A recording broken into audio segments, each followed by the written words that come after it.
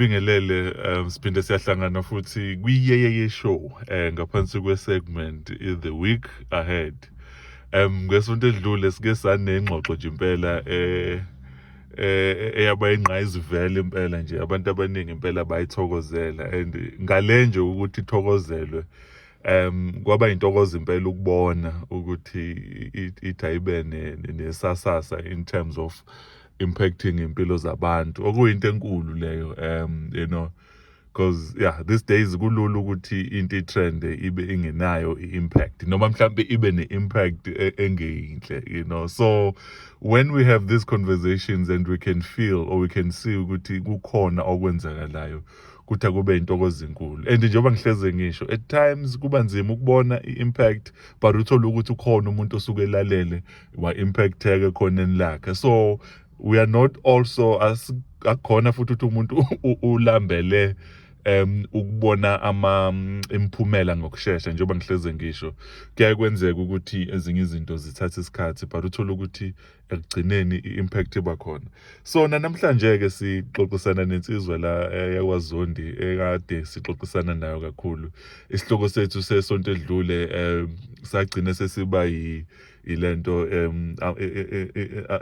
inkunzi sematholeni okwaba ingqikithi yengxoxo ngempela esabanayo la esasibuka khona ukuba ubaba nokukhula komuntu eseyithola seba ubaba sibuka ukuthi ukhule kanjani so namhlanje ke ngihleli naye umfowethu lana impintshi yami i-out yami ungqo umfokaZondi qhawelami siyabingelela yeye qhawe phakathi hayi asibingelele kuwe sibukelele kubalaleli balesiqephu siyajabula kakhulu kuba la kuyintokozo mfethu isonto lesibili lele la ngoJuni sisabhizi nje nezingxoxo mfethu la siwe sizama ukukhuluma mfethu sicijane mfethu nje sibuka nje indaba yokuba ubaba sisabuka nje segment esenze last week hayi njengoba ade ngisho impela ngabatshena abalaleli nje esiqeda kuyirecord ukuthi ngiyoyilalela and I did that and ngiyitholile futhi a couple of times driving kuma long distances wami ngiyilalela nje impela and nama reactions ngiwatholile because ngeke ngasendela abantu ku WhatsApp nje ngiwabonile ama reactions ukuthi no mfethu siyambonga uNkulunkulu no nami ngijabulile kakhulu ngike ngasinikeza ithuba ngalalela over and over again ngezwe impela cha iyayinamandla mhlawumbe ngixolela kunabantu abathize nami abathe mangiyiposta la enkundleni zokuxhumana hayi bakhala impela ukuthi cha ibishaya khona asithembe ukuthi kulabo abangayilaleli bazothi mabeyithola iwenza umehluko kwaba intokozo kakhulu ukuba nawe qobe esikhathini esidlulile no mfethu siyabonga bangaya ngempela baye kwiyeyeye show ingaphansi kaThulani iyeyeye Gumede lapha ku YouTube bazofike bayithole ngempela isihloko sayo kwakuyiyona inkunzi sematholeni mabengasearcha nje inkunzi sematholeni ngaphansi kwaThulani Gumede lapha ku YouTube definitely bazoyithola mfethu sesibuyela ke manje sesibuyela kwi topic yethu namhlanje ngoba last time sabuka kakhulu ithole so namhlanje as much as sazokhuluma ngethole ngoba akunzima ukulisusa completely from esithombeni lizolode lingena lapha nalapha but namhlanje ingqikithi yethu kuzoba ukuthi sibuke wena ke manje ezubaba I think nje ukuqala nje mfethu enye izinto ebengifisa ukuunderstanda kwena ukuthi kuba njani mfethu ukuba ubaba uma ungazange ukhule nobaba becoming something that you never had. I just wanted to just get a feel from you ukuthi umubuka indlela yakho njengoba sike sakhuluma ngesonto edlule indlela okhule ngayo and now having to find yourself usuba kwi-position yokuthi ube ubaba kube i-transition enjani leyo especially when you have to become something that you never had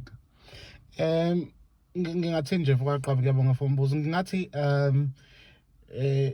inhleso kuba ubaba into ebihlezi ikhona kodwa ngizokhuluma iqiniso ibikhona ngenxa yokuthi nje umuntu wayenakho ukubuka ekutheni ukuba nomndeni uphilile nokudlala irole ethize ekukhuliseni kwey'ngane nani kodwa kwakungekho ukugxila ekucabangeni ukuthi what does it really take for one to be ubaba kwakukubuka kwesinye isikhathi la sasikhula khona komakhelwane la kwakukholwa ukuthola ukuthi umndeni onobaba nomama nawo ubuka usho ukuthi ngelinye ilanga ilokhu kodwa uyabona kunamazwi akakhulunywe phakathayo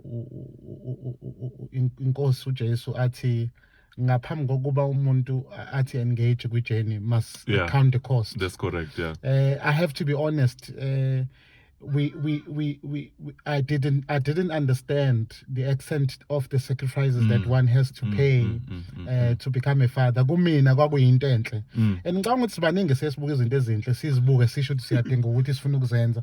Kodwa singahlala ukucabanga sisi ukuthi angabe athini ama-cost noma athini ama-sacrifices enziwa abantu abenza kangcono kulo mkhakha basuke bekuwona.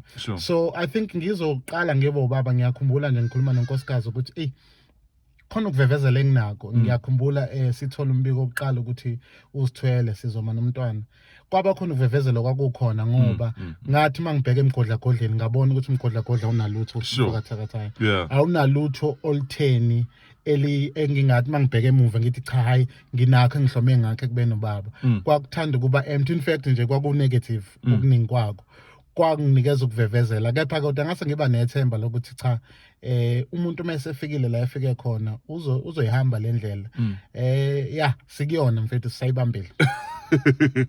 No mfethu sisayibambile kakhulu mfethu and hayi iyancengeka njengoba ukhuluma nje ingqondo yami ilalele lana and ngiyacabanga futhi ukuthi ngesonto edlule khona enye into owayishaya ngempela yagqama ukuthi ibalekile la ukhuluma khona ngokuthi kwesinye isikhathi uma ukhula noma abantu osukukhula ngaphansi kwabo noma umukhulu uhlupheka ugcina usuyitshena ukuthi ukubaleka into ebaleka kakhulu emntwini ukuthi adle so ifocus igcina siba lapho and then you reach a point la urealize khona ukuthi no umuntu wakhe kunama facets ahlukahlukene so as much as ukudla kubalekile but khona ezinye izinto ogcina usuyibona ngoba uhambo so musubuka lapho mfethu ukuthi umuntu okhule nengqinamba ezithile mhlambe zokuthi akuba khona izinto angayitholi unakho ukuthi mhlambe kungenzeka mhlambe I just want to hear your thoughts on this ukuthi kungenzeka ukuthi nokukhulisa ingane umuntu agcine sekubuka ngeside lokuthi nje mangikwazile ukuprovider yabo uyakhulukazi ngiprovider financially I don't need ukuthi ngidlale enye role mhlambe nje uma ungakhuluma nomuntu njengamanje ongakabi ubaba noma umunye ubaba kodwa kunama elements angawanakile ukuthi yena ugade nje ukuthi mina into engilimaza kakhulu kuye ebusuku ngingazi ukuthi ngizolala ngidleni so right now that I can afford I can do ABC ingane yami sezi right angabe sanaka lezi zinye izinto nawe mhlawumbe ongathola ukuthi uyifunde ngendlela ukuthi yabo ungakabi nengane nje ukuthi nje ngane ngizoyithengela yonke into eyifunayo and then you realize that khona ezinye izinto kahle idingakalayo mhlawumbe more than ukuprovider kwami Yeah. No, yazi ukuthi kubalekile kakhulu excuse me. Kubalekile kakhulu lokho kushoyo phakathi ngoba I once heard a statement whether true or not it yet to be tested. Khona omunye wabhala wathi the cheapest thing you can have in life is money. Sure. Yeah, that's profound. And I think i-issue kwakukuthi uyabona mfowethu ukuprovider and inzima lento esikhuluma ngayo ngoba eSouth Africa eMzansi kunenselelo enkulu ekutheni obaba babe khona ba provide leyo nto ngeke sithathe kancane phakathayo and akufanele sikubekele phansi lokho ikakhulukazi ezweni esibhekene nayo indaba yokuthi abafethu abondle ingane ibalekile and I think it's a basic level of ukuba khona ukunakekela umntwana. That's correct. Kodwa esikufundayo sithuthuka ukuthi into e-cheap ongayenza ukufika ulahla impahla uphuma uhambe uthi nazi impahla uphuma uhambe ungabi present. Sure. The hardest thing in life phakathayo is to be present. Yeah. The hardest way of living life is to live life presently. baningi abantu uthola ukuthi siyayiphila impilo kodwa we are not present. Uyabona mfethu ukuba absent, and I think lokho sikubona kakhulu mobheka i-social media. I-social media yakwazi ukwenza ukuthi u-present u-absent. Uyabona lonto ukuthola ukuthi ngila nawe kodwa ngikho la ngi-somewhere else. And nalento uyabona ukuthi ekubeni umzali it's possible ukuthi ube absent while present. In other words, wena uzitshela ukuthi yakhe responsibility like ukuthi abantwana bahle abayesikoleni abagqoke kuphelele lapho. And I've realized kumina, for example, nga realize ukuthi when you start to be present, it's triggering, and then I'll explain why I'm saying it's triggering because it begins to play itself externally how much of the absent your parents were. Yeah, sure. Because now you are trying to be present. You know, attention, be there. You know, ngiyakhumbula phakathayo mhlambe lokho ngiyazi ukuthi ezinye insizwa zizothatha zikubheke. Ngiyakhumbula unkosikazi efika nomntwana ebuya okokuqala nje ebuya esibhedlela. Sekufanele umuntu adlale irole yokuthi mayekhala umntwana ebusuku siyashintshana ngokuvuka. Uyabona into kufanele uvuke nawe uyozama ukumthulisa ufunde ukumshintsha impahla lezi. Uyabona umshintshe le impahla lezi zangaphansi zonke lezi zinto umdlalise uhlale naye umange yonke lento. Presence it's very demanding because for most of us abangazange bayithola lonto it's also triggering because ibuyisa lento yokuthi inkosi yami konje kusho ukuthini lokhu kumina kuyinto enjani. So kuba inkinga, and ngiyacabanga ukuthi kwesinye isikhathi phakathi kufuna sibe nomusa ukuthi abanye abantu ngempela ilento engangikhuluma ngayo last week ukuthi lento psychotherapy is important. Omunye umuntu ungamona ebaleka akabaleki ngoba ubalekela isimo kodwa iya-triggerisha lento ngoba kuyena it was absent. So yena mase kufuna be present because it's emotional demanding ukuba present. So ngivumelana nawe ekuthenini ilula in inverted commas leyo ukuthi uvele udampe nje izinto kodwa ukuthi ube khona usuku nosuku ufunde uparticipate umama akucela ukuthi wenze izinto ethize ubonakale nawe wenza usiza ekukhuleni komntwana. No, sure, that's big. Yazi usakhuluma ngaleyo nto kade ngibuka ingxoxo ka DJ Sbu no Sise ngimthanda kakhulu la uSimpiwe Dana, you know. I love her music like crazy, you know. So ukhuluma no DJ Sbu. So DJ Sbu mfethu ngokunganaka mfethu. Yabo DJ Sbu unenhlonipho mfethu. Ngokunganaka abuze nje how siswami ku podcast yakho Sbu. Athi how siswami you know kunjani ukuba umama, you know, like you know umbuzo like how's it like raise ingane yabo. Politely mfethu avesana phendula usisi. Yaphendula ngendlela nje eyangishiya ngicabanga. Uthi lo mbuzo lo ubuzayo ungathi awukho fair ngoba manje ubuza ngoba it's like unlockela le question yakhe wayidismantle ukuthi kahle umbuzo wakho umbuzo abantu abawubuza benganakile but uma usubuka awukho fair ngoba umbuzo abantu abesilisa abangabuzwa. Yabo umuntu wesilisa uma eba nengane ewumculi noma enza into ethile akwenzeki abuzakala ukuthi kunjani ukuba umculi ube ubaba. Yabo lento le but njalo umuntu osifazana uma eba nengane involved politician enza into ethile kuba nombuzo ohlezi uvela ukuthi kunjani ukuthi ube into ethile ebese uba umzali, you know. So le nto leyo sengiyabuka manje ukuthi uma usubuka kunakho manje ukuthi abantu bafuna ukunakisisa ukuthi kahle irresponsibility yokukhulisa ingane ayilali kumuntu wesifazane kuphela nomuntu wesilisa. Akungabi nje ungathi umuntu wesilisa ufika ashaya ingane abe nengane then impilo yakhe iqhubeke nje kuba ngazuthi ingane akanayo, you know, ngoba manje ingane isuke isishiwe nomuntu wesifazane kuphela. So ngithi ngivumelana nalento oyishoyo ngoba it's quite thought provoking, you know. I think kodwa futhi into yokuba fair ukuthi siyafunda absolutely siyafunda and ngiyacabanga ukuthi futhi kuyisicelo le ngoba ngiyazi khona abantu besifazana abayilalelayo lento esikhuluma ngayo ukuthi basinikeze isikhathi sokuthi sifunde, basinikeze umusa igrace yokuthi sikwazi ukufunda ngoba okunye asikwazi sikufunda sami. Ezinye izinto ekufuna sizivume ile uqeda ngisho ukuthi in a patriarchal world as we know yes it's true ukuthi indeed abantu besilisa bekukhona ukuthi babe removed somehow or remove themselves from playing a day-to-day role ekukhuliseni kwengane. So izinto ekufuna sizivume ilokhu umnumzane itsheke elinzima ukuligwinya, kodwa kufanele siligwinye uma kuze lezi zinto, sikuvuma ukuthi nokukhona la khona esilimalile ngenxa yokukhuliswa kwethu, wazi ukuthi nje hayi ingane emeke yakhala mawayo uhambe kuyona, yabo. But sikufuna sishintshe thina, wazi ukuthi uma ikhala wena orasha uqala uyibambe uyange uyithulise, uyabona zonke lezo zinto. That's being present mfethu. No, danke mfethu. And usakulelo phuzu mfethu. I like it mfethu, you know, because I've tried, as you would know, ukuthi you know, obviously we're talking about Obaba. I can easily quote myself, you know, as much as we quote kube weird. But Fathering in the Dawn, you know, that book, the main reason I wrote Fathering in the Dawn was to try and tackle this thing and maybe paint a picture that some people can see and then try to understand. For an example, I'll talk about myself, you know.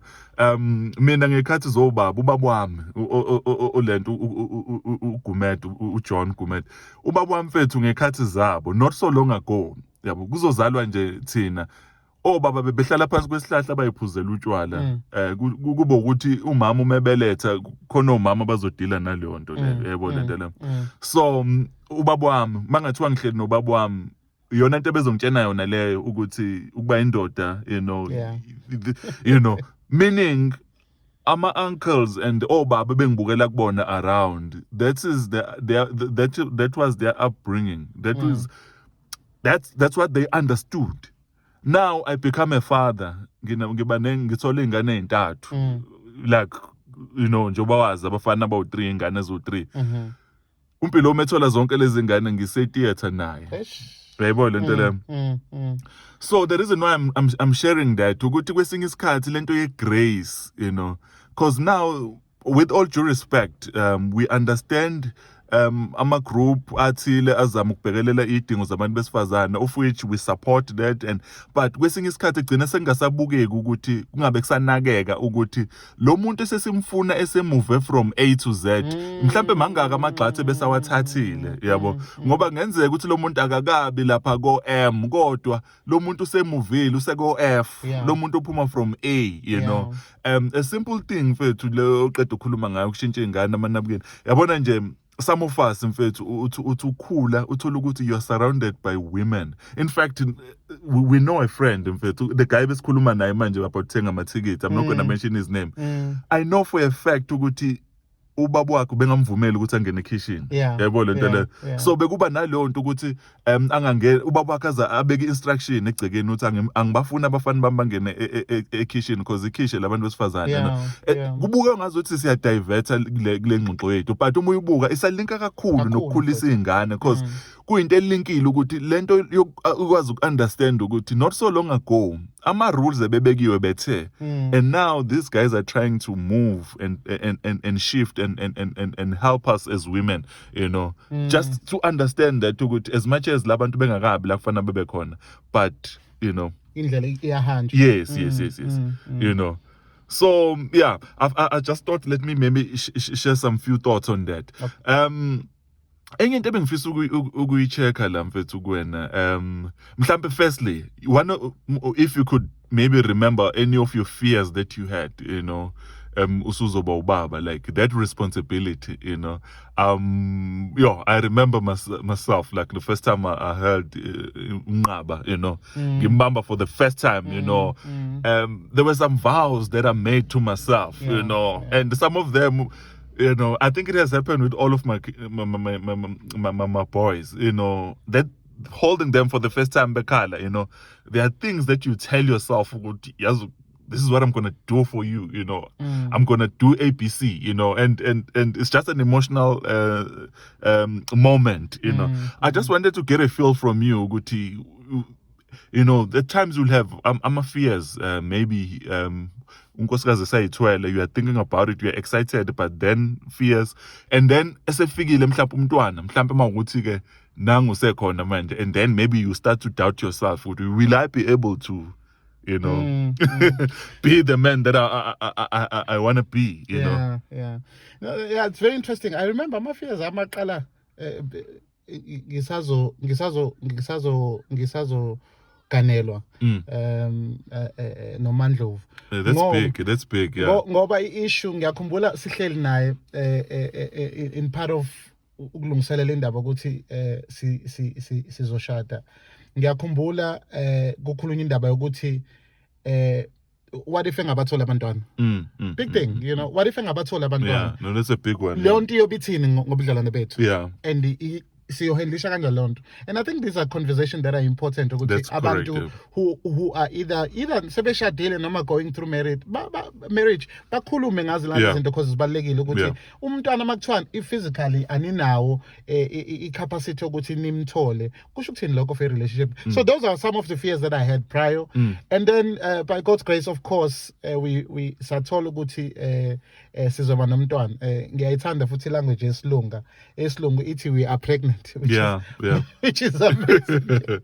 Isilungwini kuthiwa we are pregnant. So we got pregnant and I think kwaqala kwadlala kumina mfethu ngiyakhumbula nje sihleli phansi nonkosikazi naye eshare ukuthi unokusaba okuthize because into ekhona phakathi ayo ukuthi thatha mina for example mobheka imumva lami akuzange anginayo njengoba ngisho akukho emgodlagodleni okuhle enganginakho pertaining to ukuba khona kwababa. So nganginama fears alezo zinto ukuthi will I be able to provide, and those are the needs that I had that were not fully met, you know. Will I be able to provide? Will I able to be a father you know, in this context and the generation that we're in, will I be able to become that kind of a father? So there are many questions, in fact, that one had to go through. But I think one of the things engazenza phakathi ezangisees ukuthi ngangakuvaleli ngaphandle konye embuzo enganginayo. So sizixoxa nonkosikazi. Ngimtshela ukuthi yazi nginokusaba ngokuthize. Sure, that's a good one. Axoxe nama fears akhe.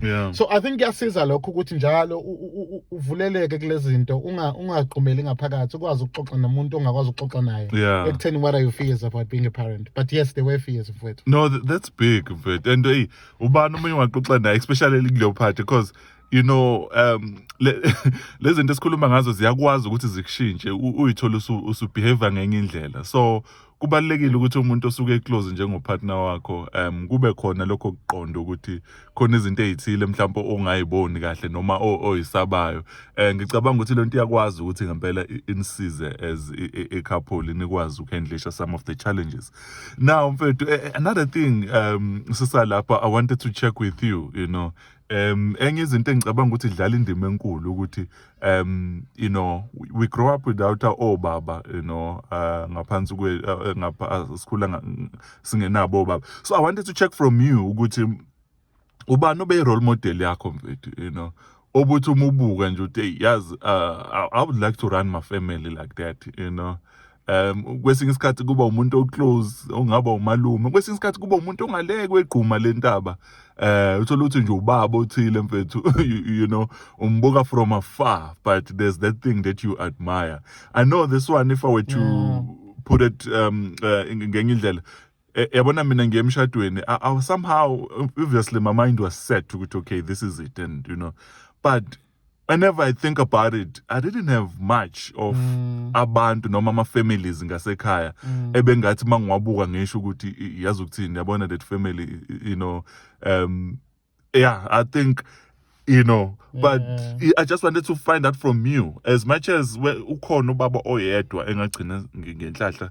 Ngiyakhumbula nje ngase ngizoqeda umatric, then ngabona ukuthi hawu la endaweni kunobaba kanje, but I don't want to talk much about that. I just want to hear from you, you know, ukuthi you know it's very interesting what you're asking Mfokaqabe, because guys, these are deep issues. The standard becomes very low. And I'll explain what I'm saying. That's a big one. The standard became very low because I can tell you, yes, babekhona baba ngasendaweni wayebukela kuyona, but ngizokutshela ukuthi thina sengangijabulela kubona. Ngangijabulisa ukuthi uyayithengela ingane yakhe ibhayisikili. Ngangijabulisa ukuthi ingane yakhe igqoka uniform ephelele. Ngangijabulisa ukuthi iTV ikhona kubo. Agqoka namasokisi afanayo, yabo, ingubo zakhe, isimusu zakhe, yabo, zonke lezo zinto. So i-standard at the time, i-standard se-fatherhood was really about provide what you call material needs Yes. or physical needs. Yeah.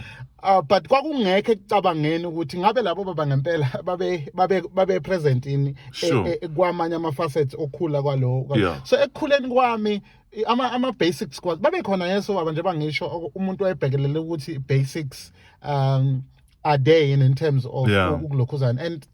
And I think also that was very important on its own. Ingakho ngithe phakathi mina nawe singahlala la si-act as if indaba yokuprovide physically it's not an issue, but it is. No, it is. You look at South Africa today, it's a big issue. Absolutely. So I think as men mostly who have become fathers physically or biologically, we have not cracked through the basic of fatherhood, if you like it, which is to provide physically. And I think we need to encourage about it, the importance of that on its own, because once you provide physically in terms of material needs, then unikeza leyo muntu basis under which they can grow.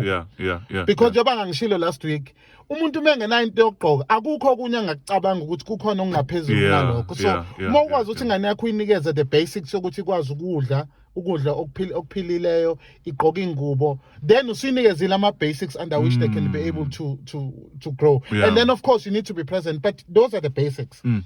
But inhlanhla engaba nayo phakathi ukuthi kuthe mase ngikhulile umuntu eseqala ukuya ngoma-varsity, nokuya enkonzweni ngaqala ngabona ukuthi hayibo ubaba oqabuza ingane yakhe now and then. Yathusa kodwa yabheka wange ingane yakhe khona ngisho o-fathers play date. Kodlala nje udlala nengane ube ingane nawe ugaqe ngamadolo igibele ube ihashi ayibo ngalana kuthiwa isiyoyo yesikababa. So umuntu waqala wayibona leyo nto kubantu ababeseduze ngaleso sikhathi enkonzweni. Waba nayo into ukuthi ngelinga ngamhla ngiba nabantwana nami ngajabula ukuthi ngibe ne-relationship deep ngaleyo ndlela. So yes baba khona in different stages, akekho umuntu oyedwa engathi waba yileyo nto, babe khona behlakahlukene futhi babesho okuhlukile ngaleso sikhathi. No mfethu ngiyabonga. Yabona ngikhumbula mina thank you so much for that. Ngasekhaya I think ubaba, and I was so fortunate ukuthi lo baba wakwazi ukufika khona la kwami, ubaba umthetho mfethu unfortunately usashiya, usahamba emhlabeni, but mfethu ngangimbukela kude, yabo ngangihleze ngidlala nabafana bakhe, so ngelinye ilanga mfethu ngivakashile siyodlala nabo abafana bakhe olento le okhayana ukhanyisande guy engamsiza ngencwadi, so ngisase high school, yabo ngihleli lapha kwakhe ngimuzwa mfethu uza kumfana wakhe, yabo uthi wayenezwe lincane ngengimlingisele kodwa uthi hawu khaya mfowethu ngicela ungilungisele ifoni, yabo ngicela ungibhekele ifoni yami mfowethu. Mfethu azak ubaba mfethu ubiza ingane yakhe ngumfowethu. Yabona mfethu, I'm not gonna lie, that thing mfethu for me, that thing. And here's the thing mfethu, lezi zinto esikhuluma ngazo ayinakekile, but kwesinye isikhathi uzobamba into mfethu enganakekile. Mhlasimpe khona umuntu ozothuswa ukuthi ufike kwakho akubona uthatha i-tray yolibeka ku-sink, ukulibeka nje ku-sink ashawe yilo nto because of i-upbringing yakhe nendawo phuma.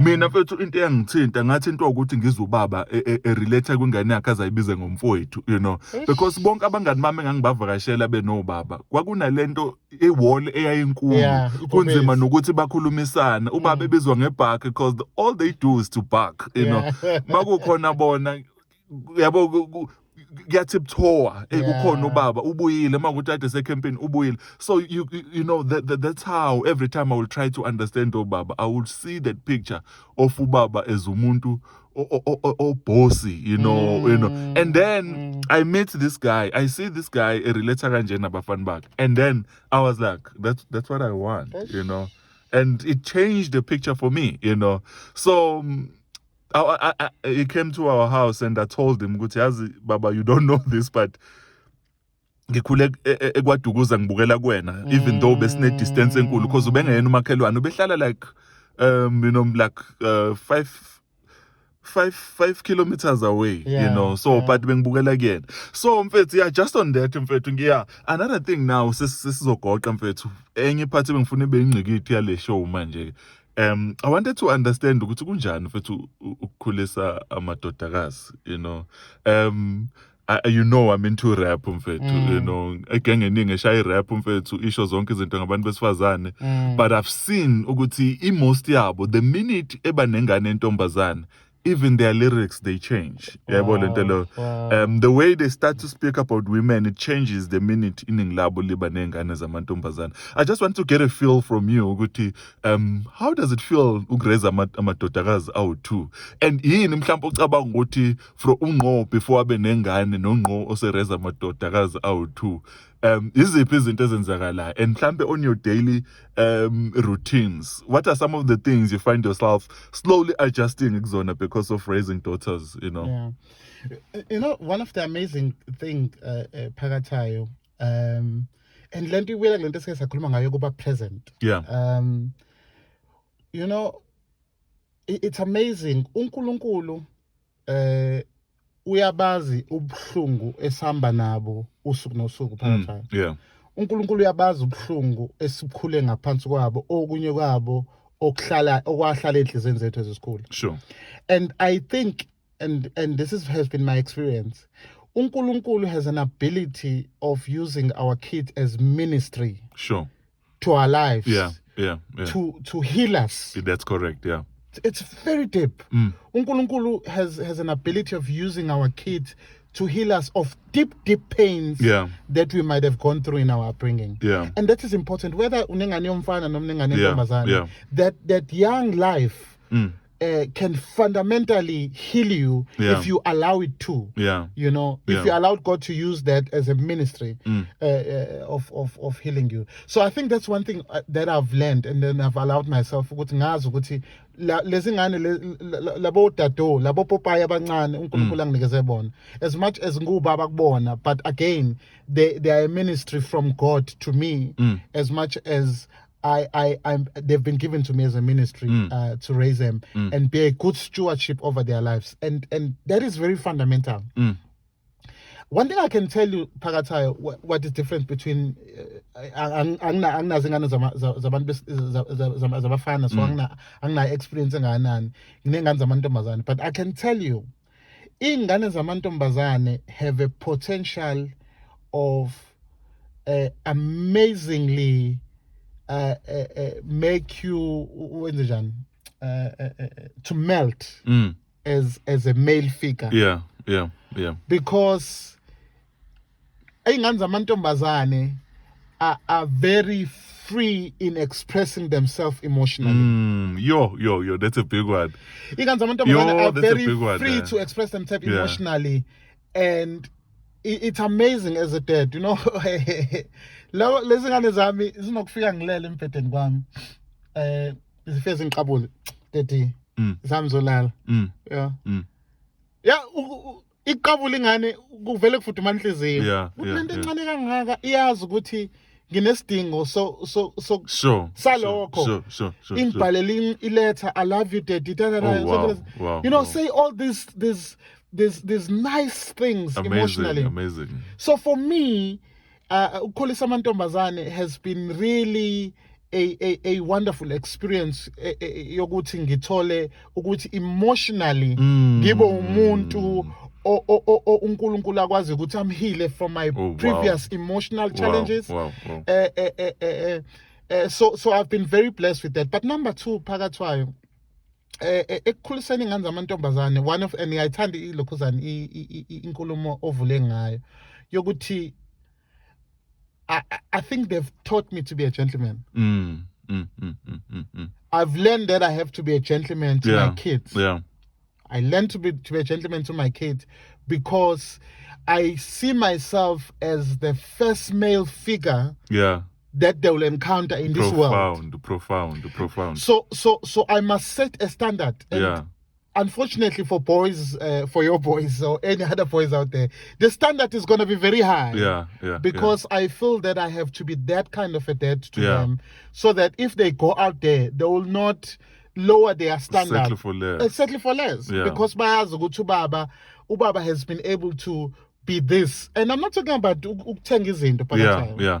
Yes, yeah. it's part of that. That's correct, yeah. It's part of making sure ukuthi ingane zakho they get all the experiences that they can get physically. And bakhule with that mindset of knowing ukuthi ekhaya ubaba will go to the ends of the earth to make sure that what we need is provided for. Sure.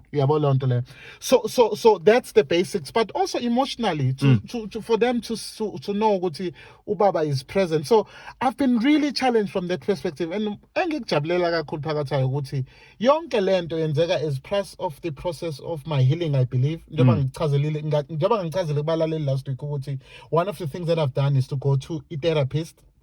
So yabona lento iyahlangana yonke because it's a process of healing that I'm in, and I think amantombazana they're playing a very huge role to heal me in that process. So it's been amazing, man. Sure. It's been amazing. No. Danke mfethu. Yo, umuntu ufunda likhulu, ufunda likhulu mfethu. And bengitshela ukuthi izoba mfishane le segment considering part 2, but I'm glad mfethu ukuthi we are where we are, and mfethu we're benefiting like crazy, so yeah mfethu no ngiyabonga kakhulu mfethu.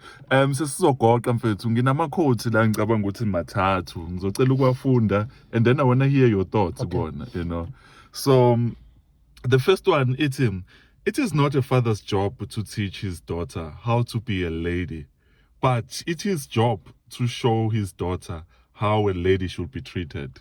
It's amazing. I think it's exactly what I've just touched on. It's a huge challenge. It's a huge challenge. It's a huge challenge. And Pakata, look, we have to be honest. We have to be honest to ourselves and say, zikhona indlela esikhuliswe ngazo which are demeaning and undermining to women. Yeah. That we have to deal with, and fortunately some of us, because of our faith, you at the very elementary what you call disciple basics, you get taught to understand ukuthi this is how you must treat another human, this is how you need to treat another lady. So it has helped. Yes, I agree kakhulu nekoti.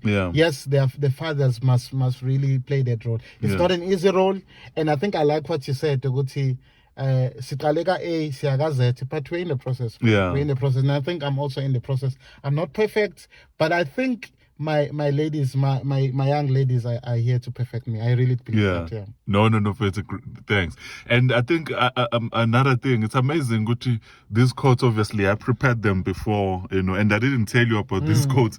But yeah, some of the things, some of these quotes, as of long as highlighted. But it would be great to go to Quebec and Joba Wenzile. Thank you so much for that. Like the second one now, it's Ubaba, dad, a son's first hero, a daughter's first love.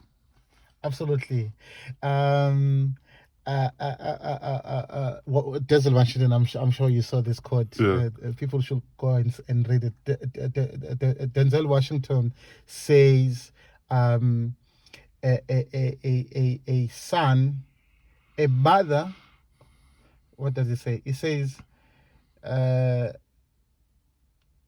a mother is the son's first love.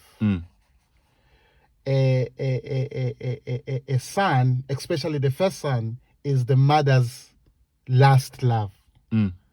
I think, something of that nature. People should go and watch it. But it's very interesting. Sure. And he becomes emotional because I think Umaga Denzel is no longer. He becomes emotional, he starts tearing up when talking about that.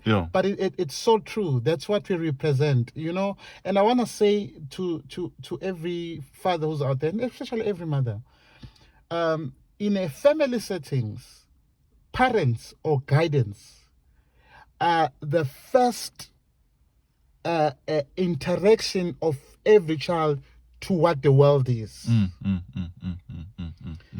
There's no other place, not even school. It is the first place in which they learn how to relate to people.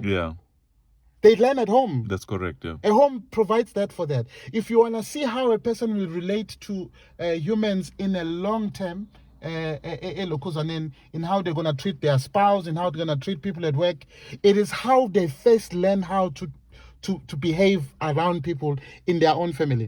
So I think it becomes very important to as abazali, as a guidance, in how we behave and how we relate.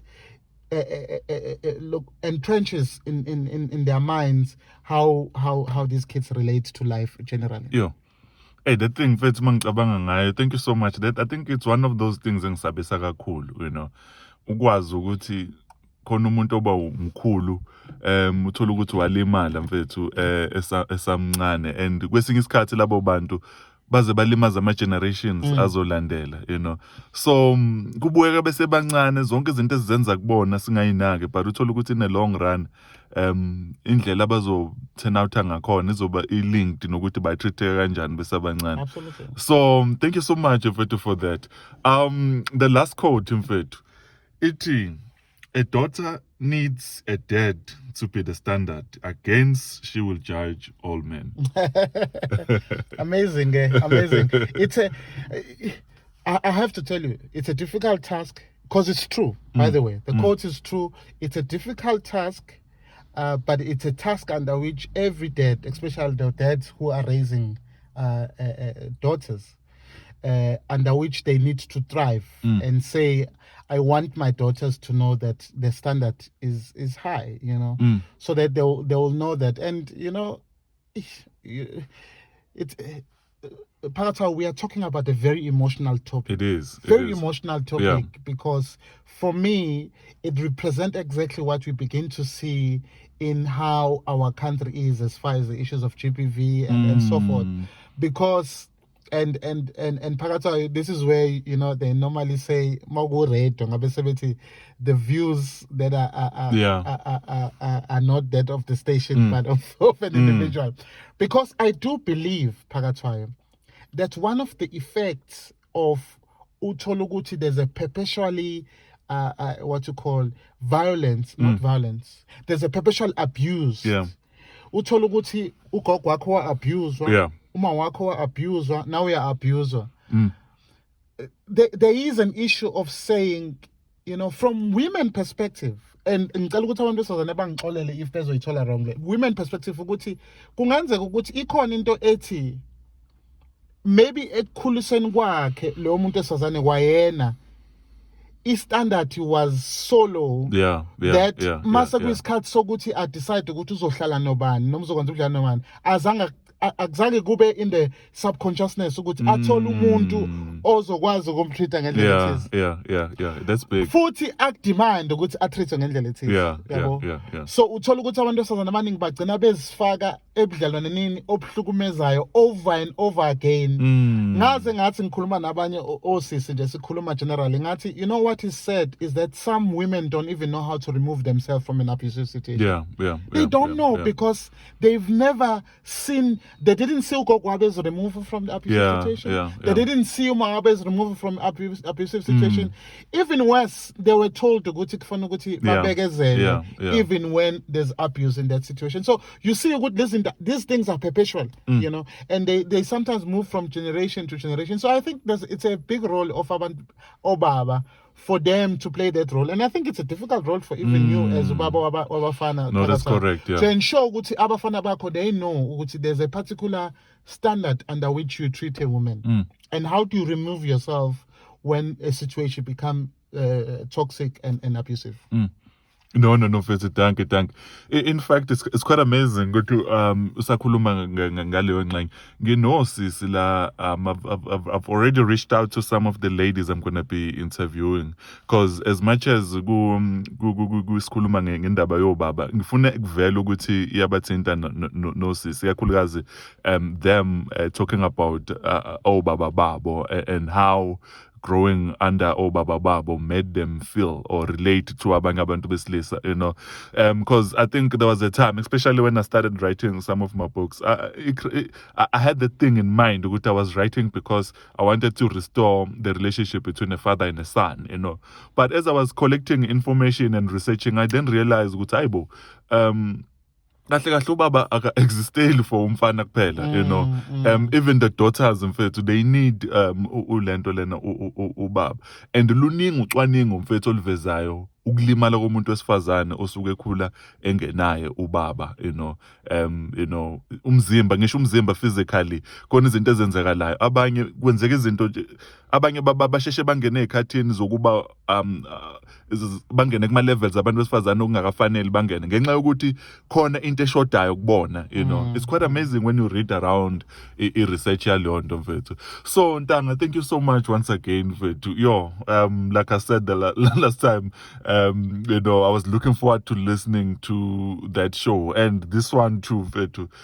There's quite a lot that you've shared, and umuntu olalela uzobenefita. Just in closing, mfethu, I would like you to share, mfethu, just your thoughts on two things.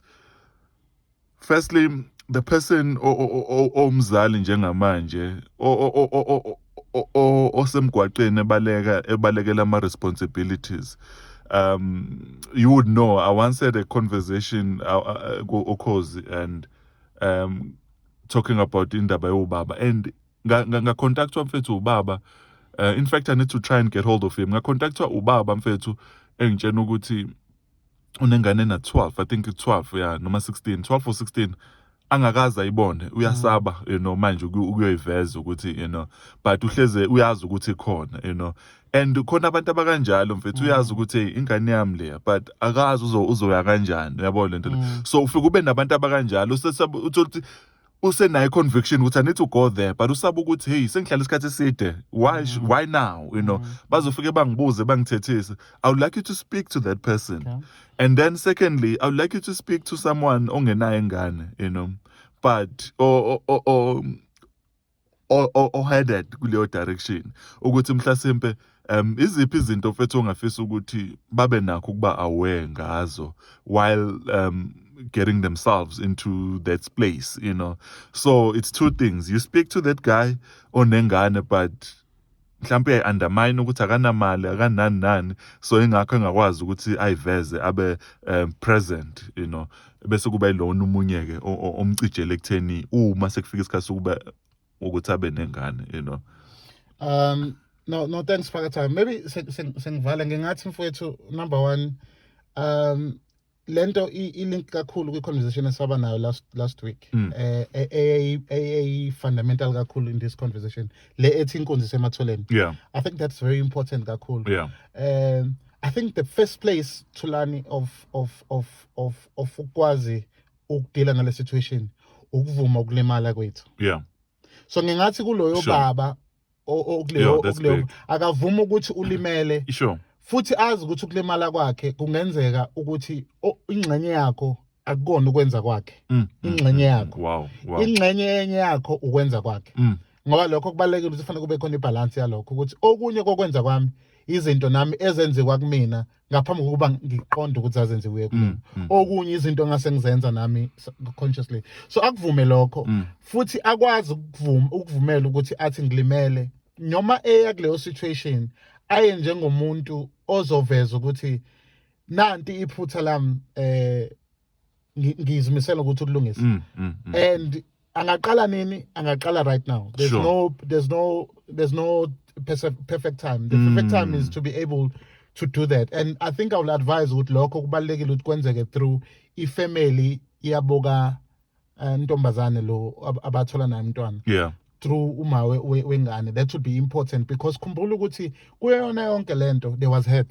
So angayikhohlwa lonke there was hurt. Sure. In fact, I will even advise ukuthi if engakwazi ukwenza angazenzeli yena, athole nje isiququ sobaba asebekhulile okuyibona abayohamba beyoshweleza, bazibeke phansi ekuthenini nansi into eyenzeka and sizokhala. I think it's very important. That's why ngibe ngizithanda indlela ezinye izinto esizenza ngayo traditionally because asitshengisa isidima kubona. Akena nje umuntu ovela ezongena ngomnyango esethi hayi nginengane la ekhaya kwathini, but ulandela iprocess yokuthi azoveza ukuthi uzozikhalela. Mayinamandla futhi sengahamba nangesinxephezelo esithize. I think lokho kubalekile. Abanye abantu bakulokhoza kakhulu lokho. That's number one. Okwesibili Phakathayo kulabantu abasezofuna uba nengane. Phakatha, let me be honest, lento engizoyisho mfowethu ngisengibela kulento ukuthi it's not the views of the station. Yeah. In this day and age angimblame umuntu othi akafuna ukuba nazingane. Yeah, ngiyakuzwa. I've come to that in my own journey. Yeah. Ukuthi makukhona umuntu out there othi mina angizimeselanga ukuthi ngibe nengane, that I don't think is a problem. Yeah. And we should Yeah. not consider that to be a problem. That's correct. Yeah. And we should accept that there are people who are not wanting to go that direction. And you need to respect that. But for those who still want to have kids, I'll say it's a wonderful place for a place of healing and a place of stewardship. And ngingajabula ukuthi umuntu abantu abazoya kubona baye nemqondo esi-understand ukuthi there are sacrifices, because ukukhulisa ingane is not only about ukukhulisa ingane, but it's about ukukhula kwakho as well. Ngoba ingane demand ukuthi ukhule. In fact, ingane sometimes it demand ukuthi ukhule faster than you wanted to. So awukwazi ukuthi uthi ufuna ukuba umzali kodwa ufuna ukuthi uhlale ilento eyona. Definitely kube nengane will change you. One thing that I know, having a kid will definitely change you, and to demand that you change, you know, and you accept that you need to change because there are sacrifices that are there. Maybe ngisale sengigoqa nje kuphakathi nokuthi ngithi phakathi siyafunda, akekho umuntu who's got it all right. Ingane enginazo njengamanje mina zincane kakhulu. Angizanga la ngoba ngumzali owenza kangcono. And ngiyajabula ukwazi ukuthi lokho uyaqonda njengomuntu. That's correct. Yeah. Angiyena umzali operfect. Futhi nginakho ukusho ukuthi ingane zami sencane kakhulu zisazokhula ziba ama teenagers, and I'm sure ukuthi there's going to be different challenges for them. And this is by no means saying abazali abanye abenzi kahle indlela yokwenza ile, because ingane zifana nobumba, futhi into efuna siqonde ingane zifika emhlabeni zithwele idestiny yazo. That has nothing to do with you sometimes, but you are only a steward toward that. So ingane azibi khona ukuthi sizenze zibe izinto ethize. That's correct. Yeah. All we do is to guide and nurture.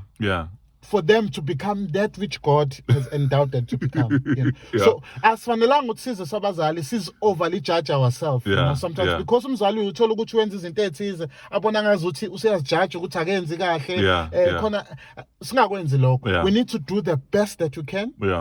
Become stewardship, give them the best that we can be able to give them, and hand them over to God. There's a very nice scripture that I like. Paul, we plant the seed, we water the seed, but God grows the seed. That's correct. So we don't take the responsibility of things that we cannot be able to control. And I think it's a very fine line that all the parents need to know. You need to manage that, otherwise ungagcina ugula uthathe responsibility over things that you don't have control over. So you need to be to uvumela uNkulunkulu akunikeze leyo ability of knowing ukuthi God, this is my territory, but this is not my territory, and hand over those things to God, because ultimately they are the gift from God. Oh wow, Mfethu, thank you so much. We show under a segment the week ahead, Mfethu. Mfethu, sifundile sikhulile, Mfethu. Thank you so much once again for isikhathi esimnandi kangaka. Mfethu, abalaleli bangayithatha le ngxoxo bayishare kuma social media, and Mfethu, just send it to abantu. Let's grow asikhuleni, you know. And abantu abaningi abake ba interact nami, they will know ukuthi, you know, we don't do things because we are perfect or noma so master, you know. But at times, you know, it's all about getting someone to think. One of the guys engicabanga ukuthi ngayithanda kakhulu indlela yakhe uSocrates, ukuthi uSocrates wayedume ngokuthi wayengabe umuntu owayeba nempendulo, you know. But indlela kaSocrates yokuchallenge abantu kwakuwukuthi abe nembuzo, you know. Ama-Socratic mentors mabekhuluma ngawo bese bekhuluma ngezinto ekanjalo ukuthi ukwazi uku-engage, you know. At times you don't come with answers, but you can come with questions that can lead to answers, you know. So that comes with respect. We are not saying we have all the answers, but we are saying maybe we can spark, you know, maybe we can spark a dialogue that can lead to certain, that can lead in a right direction, mhlambe, you know. Mhlambe okwethu bokuthi sikhulume ngale nto and olalele kube uyena ozokwazi ukuyithatha lento ayibeke kwenye level. If that happens, then kusho ukuthi umsebenzi wethu siwenzile. So Mr. Zondi mfethu, once again I just want to thank you for your time mfethu. Ukutshala imbewu ke mfethu uyakwazi ke nawe, you know, lisho njalo izwi ukuthi uma ifama itshala imbewu isuke ingazi ukuthi yiphi ezoqhuma, you know, but ukuhlwanyela okwakho ukuthi ube obedient and then you go there uyahlwanyela, but uNkulunkulu uyena osukazi ukuthi yiphi imbewu ezoqhuma. Kulokho esikushilo mhlawumbe khona nje obedinga u10 seconds kulokho esikushilo, njengoba sesiya kwi-hour manje khona obedinga u10 seconds, and that's enough for them ukuthi babe impacted. So we thank God, like I always say. I don't know mfethu, mhlawumbe yeah, you can maybe, you know, abanye abantu uzothi uzolalela into usefisa ukukulandela ku social media mfethu, mhlawumbe nje ukuthi ukusitshena ukuthi bakuthola kanjani abantu ku social media so that bezokwazi ukuthi bakulandele lapha nawe, you know. Siyabonga phakathi. Kuma social media ke mfowethu ngitholakala lapha ku Sibongeleni Nqozondi ku Facebook. Bongifuna futhi na ku Instagram usibongeleni Zondi, noma uthi nje Nqobile Zondi, uzongibona lapha nje kunensizwa ezoqhamuka ifaka isuit no-tie. Mongithola lapha ku Twitter, ungangithola ku hashtag, angani ngibiza ngo-hashtag Nqobile. Ngikhona nalapho, ngumuntu nje ozikhulumela ngazo zonke izinto ezithinta impilo, lokho nalokho. Ngiyabonga kakhulu phakathi. Yeah, no, siyabonga kakhulu bafethu. God is love. God is love. Please feel free to subscribe, share, like, and yeah. Masibe ifamily ezokhula sicijane kube inqaba. Siyabonga kakhulu. uNkulunkulu uthando.